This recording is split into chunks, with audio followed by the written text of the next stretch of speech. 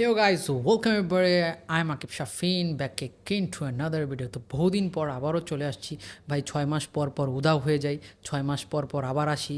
আবার মনে করেন আমার একটা রোগ হয়ে গেছে আর কি, যখন মন চায় ভিডিও বানাই, যখন মন চায় ভিডিও বানাই না। একটু আইলসা প্রকৃতির হয়ে গেছি। কিন্তু এখন রিসেন্টলি আমার অলরেডি শ্রীলঙ্কা, নেপাল, অনেকগুলো দেশের ট্রাভেলের ভিডিওগুলো আমার অলরেডি পেন্ডিং আছে, আমি এডিট করার সময় পাচ্ছি না, এতটা আইলসা হয়ে গেছি। বাট এখন হোপফুলি আমি চেষ্টা করব। এটা ভাই প্রতিবারই বলি, 6 মাস পর পর আইসা উদা হয়ে যায়, 6 মাসের জন্য, 1 বছরের জন্য আবার আসি। আইসা আবার বলি যে না, আমি এখন রেগুলার করব। এর আগে আমি বলছিলাম যে আমি রেগুলার ভিডিও করার চেষ্টা করব, বাট সম্ভব হয় নাই। কোনো এক পার্সোনাল রিজন বা বুঝেনি তো, বিষয়টা সম্ভব নাই হইতে পারে। বাট এখন যেহেতু বাসায় আছি, চিন্তা করলাম যে এখন থেকে ইনশাল্লাহ রেগুলার ভিডিও করার চেষ্টা করব। তো দ্যাটস ওয়াই পিছিয়ে অলরেডি আগুন জ্বালিয়ে দিয়েছি আমি। তো এই ভিডিওটা হচ্ছে আমরা আপনার ঢাকা থেকে শ্রীলঙ্কা গেছি। শ্রীলঙ্কা খুবই সুন্দর কান্ট্রি, অনেক সুন্দর কান্ট্রি। আপনাদের প্রত্যেকের উচিত যে অল্প বাজেটের ভিতরে শ্রীলঙ্কা ঘুরে আসার। বাট শ্রীলঙ্কার স্পেসিফিক এলা অনেক সুন্দর ভাই, অনেক সুন্দর। কলম্বো থেকে ট্রেন জার্নিটা অনেক সুন্দর। তো হোপফুলি এই ভিডিওতে আপনারা এটাই দেখতে পারবেন। আমি এই জন্যই ফার্স্টে একটা ইন্ট্রো দিয়ে নিলাম, যাতে আপনাদের বুঝতে সুবিধা হয় ভিডিওটা কী নিয়ে আর কেন আবার ব্যাক আসছি। এখন থেকে ব্যাক এগেইন আবার শুরু হবে আগের মতন ভিডিও। আর মাঝে মাঝে ভিসা রিলেটেড ভিডিও আমি তথ্য দিয়ে থাকবো। বর্তমানে দুবাইয়ের কী অবস্থা, বাংলাদেশের কী অবস্থা, ইউরোপের কী অবস্থা। তো এটা নিয়ে ইনশাল্লাহ নেক্সট ভিডিও বানানোর চেষ্টা করবো। বাট এখন আমরা যেভাবে গেছি, আপনারা এই ভিডিওতে সম্পূর্ণ বুঝতে পারবেন অল্প টাকায় কিভাবে আপনারা ধাপে ধাপে শ্রীলঙ্কা ঘুরতে পারেন। শ্রীলঙ্কা অনেক সুন্দর। তো আমরা এখন সরাসরি এয়ারপোর্টে চলে যাই, চলেন। তো এয়ারপোর্ট থেকে আমি ধাপে ধাপে দেখাবো কিভাবে আমি নিজে জার্নি করে গিয়েছি। আপনারাও কীভাবে যেতে পারেন, বুকিং করেন, এগোড়া থেকে বুকিং করতে পারেন। ওখানে এয়ার টিকিটও বুকিং করা যায়, কোনো ট্রাভেল এজেন্সি লাগবে না। আর আপনাদের ভিসাও অনারেবল, আমরা পেয়েছি অনারেবল। এখন আপনাদের সময়, এখন যে ভিডিওটা বানাইতেছি, এখন যদি আপনারা যান, হয়তো বা রুলস চেঞ্জ হইতেই পারে, বাট আমরা অনারেবলে গিয়েছি। আমাদের তেমন কিছু লাগে না, জাস্ট হচ্ছে হোটেল বুকিং আর এয়ার টিকিট দিয়েছি, আমরা চলে যেতে পারছি। তো এত কথা আর না বলে চলেন আমরা সরাসরি এয়ারপোর্টে চলে যাই। সো দেখতেই পাচ্ছেন আমরা অলরেডি ইমিগ্রেশনের সব কিছু কমপ্লিট করে আমরা অলরেডি এয়ারপোর্টের ভিতরে ঢুকে গিয়েছি। ইমিগ্রেশন তেমন কিছু জিজ্ঞেস করেনি, জাস্ট হচ্ছে হোটেল বুকিং এবং এয়ার টিকিটটা দেখেছে। আর এই হচ্ছে আমাদের প্লেন, আমরা এটাতেই যাব। তেমন কোনো চাপ হয় নাই ভিতরে ঢোকার জন্য। আর হচ্ছে আরেকটা জিনিস আপনাদেরকে শেয়ার করে, দেখেন এখানে বাঙালি আর কি কী প্রকৃতির মানুষ। দেখেন এটা কিন্তু ওয়েটিং এরিয়া বিমানে চড়ার আগে, বাট সে ওয়েটিং এরিয়াতে সে প্যান্ট খুলে আর কি সে আরও খুলে রাখছিল। আমি তারপর পরে ভিডিওটা অন করছি। এই হচ্ছে বাঙালি মানুষের অবস্থা, যেখানে যাবে সেখানেই সেই জায়গাটারই নোংরা করে ফেলবে। অপেক্ষা করতে করতে অলরেডি আমাদের বিমান কিন্তু উড়াল দিয়ে দিয়েছে কলম্বোর দিকে, ঢাকার থেকে কলম্বো। আমরা এখন কলম্বো এয়ারপোর্টের দিকে যাচ্ছি। আর যেহেতু দুজন ছিলাম, অলরেডি আপনার উইন্ডো সিট পেয়ে গেছি, তেমন কোনো ঝামেলা হয় নাই। আর বিমানের শ্রীলঙ্কার এয়ারলাইন্স এটা, এই বিমানটা ভালোই, বাট একটু নয়েজ ছিল। ওভারঅল এমনিতে ভালোই ছিল, ওদের সার্ভিসও ভালো, খাবারও ভালো ছিল। হ্যাঁ, তো অলরেডি আমরা এখন এখান থেকে আধা ঘন্টার মতন হয়ে গেছে। আর আমি একটু বসে স্ন্যাপ ট্যাপ নিয়ে নিলাম। আর বিমানের ভিতরের দৃশ্যটাও আপনাদেরকে দেখাই। আর ভাই সব বাঙালি ভাই এখানে, আর কি জানি না, ওদের মনে হয় ট্রানজিট ছিল শ্রীলঙ্কাতে। সব বাঙালি, দেখেন সব সব বাঙালি। তো সব অপেক্ষা করতে করতে আমরা অলরেডি শ্রীলঙ্কা এয়ারপোর্ট, কলম্বো এয়ারপোর্টে ল্যান্ড করে ফেলছি। এখন আমাদের একটু ওয়াশরুম যাওয়া লাগবে, একটু ফ্রেশ ট্রেশ হয়ে তারপর আমরা এখান থেকে বের হব। কীভাবে যাওয়া যায় এটা আপনাদেরকে দেখাবো। তো একটু এখানে ওয়েট করি। আর ওয়েট করার সময় দেখি সব বাঙালি আর কি এখান থেকে আমাদের সাথে বিমানে আসছে। তো আমি ওয়েট করতেছিলাম, দেখেন আশেপাশে যেখানেই দেখি, আমার ভাই বাঙালিদের সাথে ট্রাভেল করতে খুবই বিরক্ত লাগে। কারণ এরা হচ্ছে একদম, মনে করেন কি বলবো, আমি ভাষা বলতে পারতাছি না। আমি নিজেও একজন বাঙালি, বাট বলা ঠিক না। বাট এদের ক্যাটাগরিটাই অন্যরকম, আমি জানি না আর কি। খুবই বিরক্ত লাগে এদের সাথে ট্রাভেল করার জন্য। বাট আমি তারপরও কোনোভাবে ম্যানেজ করে আসছি আর কি। Welcome to Sri Lanka. অলরেডি চলে আসছি, এখন আমি নামছি প্লেন থেকে। এখন হচ্ছে একটু ওয়াশরুম করার সময়, কারণ এত ভিড় ছিল, ওয়াশরুমে যেতে পারি নাই। কারণ একটার পর একটা বাঙালি যেখানে আছে ভাই, ওখানে ঝামেলা। ওয়াশরুমে যেতে পারি না বিকজ অফ সিরিয়াল ছিল প্রচুর ভাই। এখন এই যে ওয়েট করতেছি, আমাদের ইটিএ নাই এয়ারপোর্টে, বাংলাদেশ এয়ারপোর্টে অনেক ইটিএ কোয়েশ্চেন করছে আমাদের যে ইটিএ কোথায়। ইটিএ মানে এটাই মনে করেন ভিসা অনারেবলের একটা সিস্টেম। তো আমরা বলছি যে আমাদের দুবাইয়ের এমএসআইডি আছে, আমাদের ইটিএ লাগবে না। এখন জানি না, এখন হচ্ছে ইমিগ্রেশনের ওইখানে গিয়ে তারপর দেখা লাগবে যে ইটিএটা লাগবে কি লাগবে না। প্রচুর মানুষ আসা যাওয়া করতেছে অলরেডি, দেখেন বের হয়ে গেছে। হ্যাঁ এখানেই তো মনে হয়।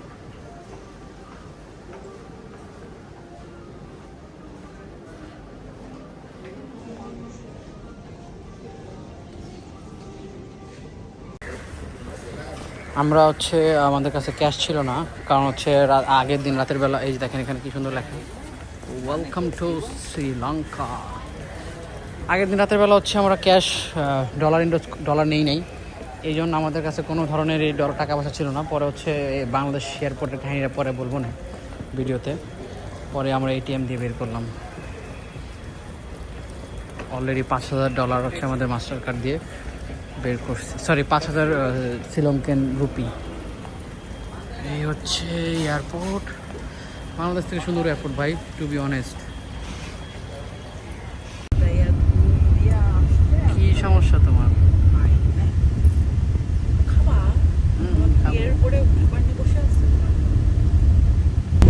অলরেডি ল্যান্ড করে ফেলছি, ল্যান্ড করে উবারও কল দিয়ে দিছি। এখান থেকে আপনারা চাইলে উবারও নিজেরা ইউজ করতে পারেন, আদারওয়াইজ এয়ারপোর্ট থেকে উবারটা কল করলে সাথে সাথে আপনারা পিক করতে পারবেন। এখান থেকে আমাদের হোটেল হচ্ছে প্রায় 32 কিলোমিটার দূর, মেট্রো সিটি হোটেল। উবারে আসি যাচ্ছি, বাট বাংলাদেশের এয়ারপোর্টের তুলনায় শ্রীলঙ্কার এয়ারপোর্ট অনেক সুন্দর, এটা সত্যি, এটা ফ্যাক্টস। হ্যাঁ এটা ফ্যাক্টস, এটা পরে পরে যায় বলবো, কিন্তু তাই আর বেশি কথা বের হবে না, খাইও নাই আর কি। মুখটুক শুকনো হয়ে আছে দেখতেছেন না, এটা কিন্তু ফ্যাক্টস।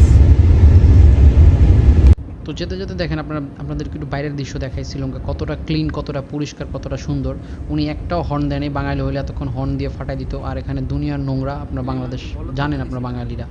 তো বাইরের দেশগুলো, শ্রীলঙ্কা কিন্তু তেমন উন্নত না, বাট তারপরও ওদের আবহাওয়া, ওদের পরিবেশ সব কিছুই ভালো। যেতে যেতে মনে পড়লো একটা কথা শেয়ার করি, সেটা হচ্ছে আমাদের হচ্ছে কালকে রাতে তাড়াহুড়ার কারণে, ফ্যামিলি রিলেটেড মানুষজনের তাড়াহুড়ার কারণে আমরা হচ্ছে বের হয়ে গেছিলাম দ্রুত। তো আমরা কোনো ডলার, ইউরো বা কোনো শ্রীলঙ্কার রুপি আমরা নিই নাই। তো হচ্ছে আমরা বাংলাদেশে এরপরে আসলাম, আসার পর এখানে এখন আমাদের কাছে কোনো ক্যাশ নাই, সব পেমেন্ট হচ্ছে কার্ডে, কারণ কার্ডে পেমেন্ট করতে করতে একটা অভ্যাস হয়ে গেছে। দ্যাটস ওয়াই আমাদের কার্ডে পেমেন্ট। পরে হেল্প ডেস্ক থেকে, আমি ভাবি নাই যে হেল্প ডেস্ক, আমি ভাবছিলাম ফার্স্টে, একটু ভাবতেছিলাম, আমার ওয়াইফকে বলতেছিলাম যে মনে হয় টাকা পয়সা চুরি করে ফেলবে ট্রান্সফার করলে। পরে হেল্প ডেস্ক থেকে হচ্ছে বললাম যে আপনাদের অ্যাকাউন্টে ট্রান্সফার করে দেয়, এনপিএসবি করে দেয়, সাথে সাথে চলে যাবে, আপনারা আমাকে ক্যাশ দিয়ে দেন। পরে 1 লাখের জায়গায় আমি 50,000 করছি, ওরা 52,000 টাকা দিছি, আমি এক্সট্রা 2,000 টাকা দিছি বেশি, ওরা আমাকে 50,000 টাকা ক্যাশ দিয়ে দিছে। এখন 50,000 টাকা নিয়ে গেছি আমি হচ্ছে আপনার ডলার, ইউরো বা এনিথিং যেটা আমার দরকার হবে আপনি দিবেন। অ্যাকচুয়ালি হচ্ছে ওইখানের কি বলে রে, এক্সচেঞ্জ বুথ মানে এক্সচেঞ্জ হচ্ছে যেটা আমার দরকার ভাই আপনি এটা দিবেন, আপনার কাজ হচ্ছে এটা। সে আমাকে জিজ্ঞেস করে আপনি কোথায় যাবেন, আমি বললাম শ্রীলঙ্কা যাবো, আপনি আমাকে ডলার দেন। ডলার নাই, ইউরো নেন, শ্রীলঙ্কার নাই, দিরহাম নাই, কিছুই নেই। আমার কথা হচ্ছে বাংলাদেশের টাকাগুলো যখন আসছে, বাংলাদেশের টাকা কিন্তু এখনো সাথে আছে 50,000 টাকা, বাট কোনো কারেন্সি থেকে নিচ্ছে না। এখন জানি না সিটির ভিতরে নিবে কিনা, আদারওয়াইজ ক্যাশ নিয়ে আমার পুরো লাগবে। তারপর হচ্ছে জিজ্ঞেস করলাম আমার আবার হচ্ছে পাসপোর্টে আবার আমার ব্যাংকের ইয়ে থেকে $12,000 হচ্ছে ইনডোজ করা।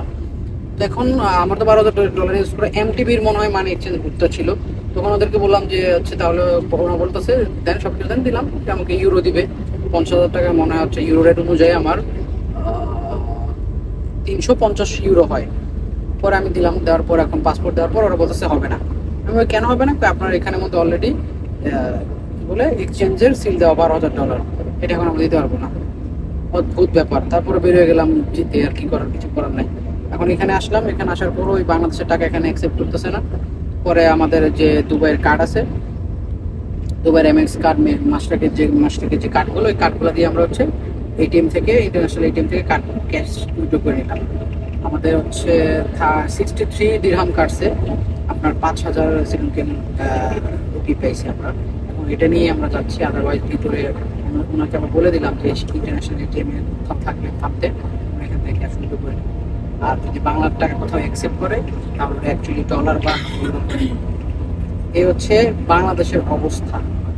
আরো থাকেন বাংলাদেশে সবাই ভালো।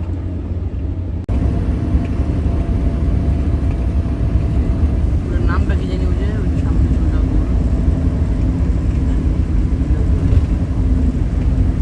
যেমন স্টুডিয়াম লাইট চলতেছে, সিটির ভিতরে ঢুকতেছি। I'm back again to another video. এটা হচ্ছে আমার পুরো ইন্ট্রো। আমি আগে আগে এভাবে একটা ইন্ট্রো দিতাম। আমি হোটেলে চলে আসছি। হ্যাঁ, বিশ্বাস করেন ভাই, ট্রাস্ট মি, রাস্তাতে যে আসলাম 32 কিলোমিটার দূর এই হোটেলটা, মেট্রো সিটি হোটেল। এখানে আপনার একটা হর্ন আমার হচ্ছে গাড়ির ড্রাইভার দেয়নি, জাস্ট একটা দিচ্ছে যখন ইউটার্ন নিতেছিল, একটা গাড়ি সামনে চলে আসতেছিল, তখন হচ্ছে একটা হর্ন ইউজ করছে। আদারওয়াইজ কোনো গাড়ির কোনো শব্দ নাই, কিচ্ছু নাই, একদম রিল্যাক্স। তো আমি সবার মতন বোকাচোদার মতন আমি হচ্ছে একটু আমি বড়দের মতন আমি হচ্ছে আপনাদেরকে রুম ট্যুর দেখাবো না, যে এই যে আমার বেড, এই যে আমার সোফা, এই যে আমার চেয়ার, এই যে আমার হচ্ছে কি এটা আয়না, এই যে আমার এটা, দেখেন আমাদের এই হোটেলে এত টাকা কষ্ট পড়েছে, এত টাকা হয়েছে, এভাবে হয়েছে, ওভাবে হয়েছে, এগুলা আই ডোন্ট লাইক দিস। যাই হোক, এখন হচ্ছে ফ্রেশ ট্রেশ হয়ে বের হবো, একটু ক্ষুধাও লাগছে, নেট নিয়ে নিছি, ডায়লগ সিম নিছি, ডায়লগ রবির মতন কাজ করে, 5G আপনার 1300 শ্রীলঙ্কান রুপি নিচ্ছে আর কি, 1300 রুপি আমি কার্ডে পেমেন্ট করছি। এই হচ্ছে অবস্থা। এখন হচ্ছে ফ্রেশ ট্রেশ হয়ে আমরা খেতে বের হবো। ফ্রেশ হবো কি, জাস্ট হচ্ছে মুখটা একটু ধোয়া লাগবে, আঠার হয়ে গেছে, খাওয়া বের করবো, একটু দেখা লাগবে আবার গুগলের ভিতরে যে হালাল রেস্টুরেন্ট বা হচ্ছে মুসলিম টাইপের কোনো রেস্টুরেন্ট আশেপাশে আছে কিনা। আবার হচ্ছে কালকে আমাদের এখানে 11টার দিকে চেক আউট করতে হবে। যদি চেক আউট করি, এখন ট্রেনের টিকিট কয়টা বাজে নেওয়া লাগবে একটু এটাও যোগাযোগ করতে হবে, ট্রেন স্টেশন আশেপাশে দেখতে হবে এটা কোথায় আছে, কত টাকার টিকিট, কীভাবে কী করা যায়। কারণ কালকে এনি হয় এখান থেকে চেক আউট করে ডাইরেক্ট হচ্ছে এলার দিকে যাব, বিকজ অফ কলম্বো সিটিটা আবার আমাদের তো আসাই লাগবে, কারণ এখান থেকে আমাদের আবার দুবাই যাওয়া লাগবে, আবার দুবাই থেকে কোথায় যাব সেটাও দেখাবো। তো আপাতত একটু আমরা ফ্রেশ হয়ে আমরা একটু এখন কি বলে ব্রাঞ্চ না, সন্ধ্যার পর, আচ্ছা লাঞ্চের পর কি জানি বলে, ডিনার করার টাইম কয়টা বাজে? 7টা বাজে আরেকজন ডিনার করবে, বলো। আর এখন ব্রাঞ্চ খাবো আমরা একটু। ওয়াইফাই নাই, আমি তো ডাটা ইউজ করতেছি। হ্যাঁ, ওয়াইফাই নিতে হবে নিচে থেকে, দাঁড়াও দিচ্ছি। তো টাটা, বাই বাই। দেখি কোন রেস্টুরেন্টে যা খাওয়া যায়। টাটা। সো এই হচ্ছে আজকের ভিডিও, আপনারা অলরেডি দেখেছেন। আমি যতটুকু পারি ইনফরমেশন দেওয়ার চেষ্টা করেছি। তারপরে যদি আপনাদের কোনো কোয়েশ্চেন থাকে মনের ভিতর, অবশ্যই আমাকে কমেন্ট বক্সে কমেন্ট করতে পারেন। আর যারা নতুন আসেন অবশ্যই চ্যানেলটাকে সাবস্ক্রাইব করে, লাইক করে, কমেন্ট করে আপনার মতামতটা জানাবেন। আর এর পরবর্তী ভিডিওতে, কারণ ভিডিওটা আমি একসাথে করিনি, অনেক বড় হয়ে যাবে, দেখতে মানুষের বিরক্ত লাগে, এখন মানুষ লং টাইম ধরে দেখতে চায় না, 10-15 মিনিট হলে বেটার হয় আমার কাছে মনে হয়। আর আমারও অনেকগুলা ভিডিও বের হয়। তো এর পরবর্তী ভিডিওটা হবে আমরা কিভাবে লোকাল ট্রেনে আমরা কলম্বো থেকে এলা পর্যন্ত পৌঁছাইছি, এলার হোটেল বুকিং। আর ভাই, ট্রেন জার্নিটা জাস্ট অস্থির আর কি। ওয়ার্ল্ডের এমন ট্রেন জার্নি আমার মনে হয় না কোথাও আছে। মনে হচ্ছে যে পাহাড়ের উপর থেকে, জঙ্গলের ভিতর থেকে, গুহার ভিতর থেকে বেরোচ্ছি। এত উঁচা উঁচা পাহাড়ের উপরে যে কীভাবে ওরা ট্রেনের লাইনটা করছে আমার আসলে মাথায় আসে না। আর এত সুন্দর জায়গা বলার বাইরে, হঠাৎ রোদ, হঠাৎ বৃষ্টি, আবার হঠাৎ বান্দর চলে আসতেছে। এর পরবর্তী ভিডিওটা আমি দেখার জন্য অনুরোধ করব, কারণ হচ্ছে পরবর্তী ভিডিওটা অনেক সুন্দর হতে যাচ্ছে। একদম আপনারা অরিজিনালি ভিউ পাবেন যে কিভাবে আমরা নেপাল কলম্বো থেকে ট্রেনের টিকিট কত, এবং হচ্ছে আমাদের যে হোটেল বুকিং কত ছিল। আর ট্রেনে অলমোস্ট আপনার 12 ঘন্টার মতন লাগছে, বাট 12 ঘন্টা আমার মনে হয় নাই আমরা একটু বিরক্ত হয়েছি, কারণ হচ্ছে জার্নিটা অস্থির ছিল। ওখানে কোনো রেস্ট্রিকশন নাই যে আপনারা দাঁড়াইতে পারবেন না, ট্রেনের ওখানে গিয়ে ঝুলতে পারবেন না। আর এটার অনেক ফেমাস এই ট্রেন জার্নিটা কলম্বো থেকে এলা পর্যন্ত। তো হোপফুলি রিকোয়েস্ট করবো নেক্সট ভিডিওটার জন্য একটু ওয়েট করেন। ইনশাল্লাহ 1-2 দিনের ভিতরে আমি বানায় ফেলবো, এডিট করে আমি আপনাকে আপলোড করে দেখতে পারবেন। তো দেখা হচ্ছে নেক্সট ভিডিওতে, ততক্ষণ তো সাথে থাকবেন। Thank you so much.